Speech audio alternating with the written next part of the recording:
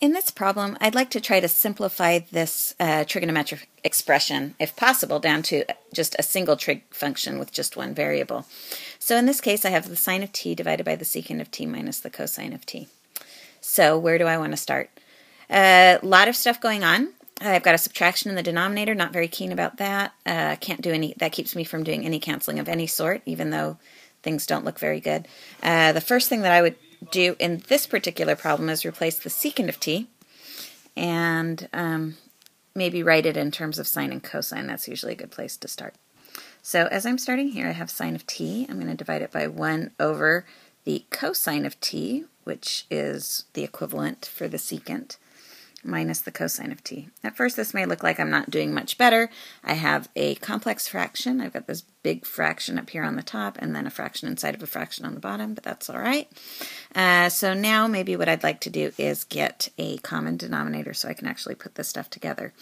If you think of this as the cosine of t over 1, a common denominator between 1 and cosine of t is cosine of t.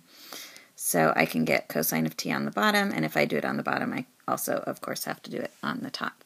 So now I can rewrite this expression like this: the sine of t divided by 1 minus the cosine squared of t divided by the cosine of t, which is nicer now because I have a single fraction on the bottom.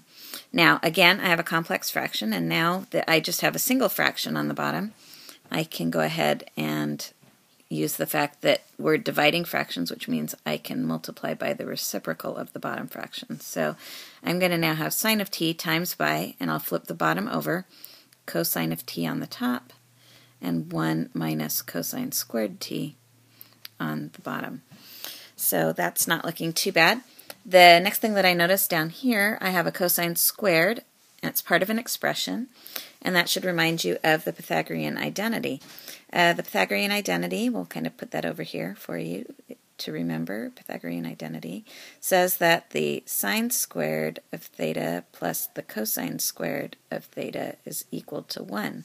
So in this case, 1 minus the cosine squared is the same as the sine squared. So I can rewrite this expression now like this: the sine of t times the cosine of t divided by, and instead of that 1 minus cosine squared, I can write that as sine squared of t.